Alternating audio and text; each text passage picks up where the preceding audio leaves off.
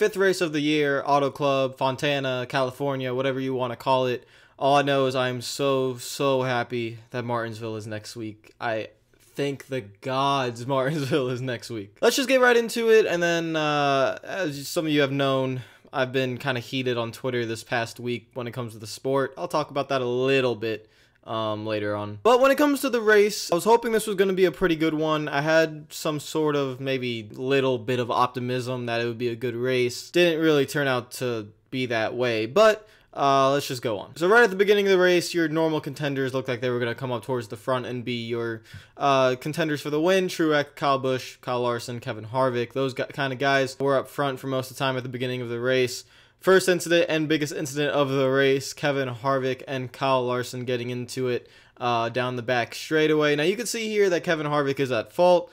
Looked like he was trying to side draft. That's apparently what he was trying to do, and he just misjudged it, and you know, just it was weird. It was kind of weird. At first glance, I thought they were trying to side draft each other, and I thought Kyle Larson came up as well. But when you look at it closer, Kyle Larson didn't come up. Kyle Larson, if you just judge by the seams, he moves down and then he stays on that seam, while Harvick just decides to, if he was trying to side draft, he was definitely turning a lot more left than I thought he should have been. So I think even if he wouldn't admit it, he maybe was trying to send a message, because Larson did get Harvick loose coming out of 2, and maybe Harvick didn't appreciate that, and he won't really admit to that. But then again, maybe he really was just trying to side draft. I can't really believe in that, though, because he's much more talented than you would, you know, like, he's a very talented race car driver to the point where you wouldn't misjudge a side draft that badly. He really misjudged it. So I don't know. I feel like there's something hidden there that he's not telling us. But apparently, tried to side draft, didn't work out. But I think, in my opinion, he might have been trying to send a message to Larson, be like, hey, why are you racing me so hard? And it just kind of backfired. But that was the big moment of the race. No 4 in a row for car number 4. And it's kind of, I wanted to see what he would be able to do in the race with what kind of speed he had. But around the lap 22, he was done. And then the rest of stage 1, and really the rest of stage 2, and the final stage would all kind of play out in this kind of way where nothing really happened or changed, or you had your normal restarts. But the thing with the restarts this year, and I could just easily tell something that differed from, not really from last year, but from years past, is that the restarts, you'd have to just try to gain so much in 1 and 2. And then at that point, it really is just go where the other car isn't. You cannot run behind another car whatsoever. You got guys just going all the way down to the apron, all the way to the top. And it's been like that. I do understand, like, you know, in the past, I'm talking multiple years ago, you know, 2013, 2014. It was like that too, but not to this extent. I mean, I remember watching every restart, and back in the pack, you just couldn't run behind someone. You just couldn't. You had to put at least 2 car lengths in between you and the car in front if you were to run that same line. And if you weren't, you were just going wherever the heck someone wasn't in front of you. And that really, I don't know if that created great restarts. It created a lot of things that looked interesting, you know, from the blimp aerial view, because there was cars just spread out all over the place. But you really had to struggle your way down on those restarts to gain any sort of positions. And those I would say front 4 cars, front 5 cars would always pull out a gap. The restarts were very underwhelming, I would say. Stage 1 was won by Martin Truex Jr., MTJ. He gains another playoff point. Stage 2 was also won by MTJ, Martin Truex Jr. And in the final stage, really, you had these 2 cars that just looked like they were a class of the field compared to everyone else. Kyle Busch, Martin Truex Jr., not really surprising. It looked like Kyle Busch for a moment might have had something for Truex in the final stage with around 50-40 laps to go. They were battling. Truex was trying to pass him on the bottom. Kyle Busch was running up top. Truex had the better car, and he just had to be patient with it. Like I said, with these cars, you can't really run behind someone, so Kyle Busch was always up top. Truex was always on the bottom. And really, your only goal is you're just trying to get to that quarter panel down the straightaway in order to clear them either entering the corner or just get as much of an advantage entering the corner. And that's what Truex did. He really never had to race Kyle Busch side by side at all. He would kind of slide up and he'd be there, but it really wasn't. I don't know how to explain it. It wasn't really that great of a battle. Like, yeah, there was a close battle for the lead, but the best way I can explain it is you had one car going all the way to the top. You had one car going all the way to the bottom.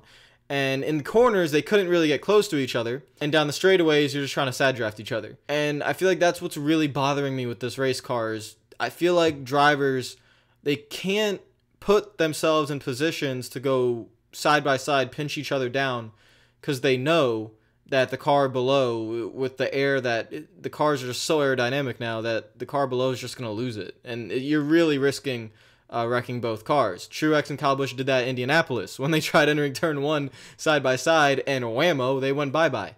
And that's really like what we're dealing with these cars. So yeah, they battled for a couple laps. Yeah, Truex was able to get runs coming out turn 4. Yeah, they were side by side down the straights, but it just didn't feel like a true battle for the lead. Truex always had it in his pocket, and going down pit road, Kyle Busch would actually get the spot back, but he'd only be able to hold on to it for, I would say, maybe 2 to 3 laps. He'd get loose coming out of 2. Truex would just drive right underneath him down the back straightaway and clear him entering 3. And then from there on out, race over. No caution come out. Truex glides out to a 10-second lead, puts the entire field almost a lap down. The top 10 was on the lead lap, but everyone else 11th on back was a lap down. 7th place, I think, finished like 25 seconds behind the leader or something. So for everyone saying that 20 cars have a shot at the win, it's kind of ironic that on the 3 downforce tracks we've had this year, there have been 13 cars on the lead lap, 9 cars on the lead lap, and 10 cars on the lead lap in all 3 of those races. So I don't really think 20 cars have a shot. No, that's not working out. So yeah, here are your race results. Martin Truex Jr., Kyle Larson. I didn't really talk about Kyle Larson. I know, but he was running 3rd and 4th most of the race, and then he got 2nd, and then, he ended up finishing 2nd. But he never really was able there to fight for the lead. Brad Keselowski, Joey Logano, actually really impressed with those two. I didn't think Penske would have the best of cars this week, but they did very well. Denny Hamlin, Eric Jones, solid rides for JGR. Ryan Blaney, shout out to him. He actually hit the wall in, I think it was the first stage. He hit the wall, had a pit, went a lap down, had some damage, got his lap back, able to drive back up to 8th place. So really good performance from Ryan Blaney. Jimmy Johnson, oh my, his first top 10 finish of the year. Hello, Jimmy, nice to see you again. And Austin Dillon rounding out the top 10 with a good run for RCR. Clint Boyer, Eric Almirola, Alex Bowman, Kurt Busch, and William Byron round out your top 15. Good run for Alex Bowman. Good run for William Byron. But then again, I don't judge any, like I've been saying most of the season, I don't judge anything that William Byron does, just let him learn. Chase Elliott in 16th, Jamie Mack 17th, Ricky Stenhouse, Paul Menard, and Bubba Wallace round out your top 20. Chase Elliott just didn't have that good of a car, didn't have that good of a race, really. He was the worst out of the Hendrick brigade, which is not something you often see. And, what'd you say? 1 top 10 finish for Jimmy. The other 3 in the top 16, again, not good enough for Hendrick Motorsports. One will change. And if you just look at the top 10, it's Toyotas and Fords all over the place with Kyle Larson and Jimmy Johnson and Austin Dillon in your Chevys, but Jimmy Johnson and Austin Dillon are 9th and 10th, and Larson being the only one that's actually really competitive. So the same kind of storylines that's been going on during this West Coast swing carried on over here. Just no Kevin Harvick was able to get up there, but I think Kevin Harvick would have... I don't think he would have been able to contend with Martin Truex Jr. because Truex really dominated most of the race, but I think it would have been up there, so it would have been interesting. Now, what do I think of the race? And I want you guys to comment down below. Like I said, I'll show some of the tweets now. I've been heated on Twitter this week. There's a lot of anger that's been building the last, I would say, couple of years when it comes to these racetracks and these race cars. For me personally, I'm getting highly annoyed with the product that NASCAR is putting on the track. I don't care when they talk about marketing young drivers. I don't care when they talk about a new laser inspection system. I don't care when they talk about a format. The actual race itself, the actual product, the base that is NASCAR are cars on a track racing each other, trying to get to the finish line first in a race distance. And the racing has been progressively getting worse and worse each year, and it's not changing. They thought that taking downforce away from these cars would make the racing better, but in hindsight, it just made the cars harder to drive, and now drivers don't really want to get near each other because they can lose control of the car. So it's not really working. I think I'm going to make a video on this in more detail sometime this week, because like I've been saying, I'm not showing my anger right now, but I'm very upset with the way the sport is going, and it just seems like nobody is talking about it, nobody is willing to listen, nobody's mentioning it, and that's understandable because of a driver, like for say Tony Stewart, who a couple years back talked bad about the race cars. He got fined $50,000. So what are you supposed to do? If you talk detrimental to the sport and you're a part of the sport, you're gonna get fined. So you can't really say anything.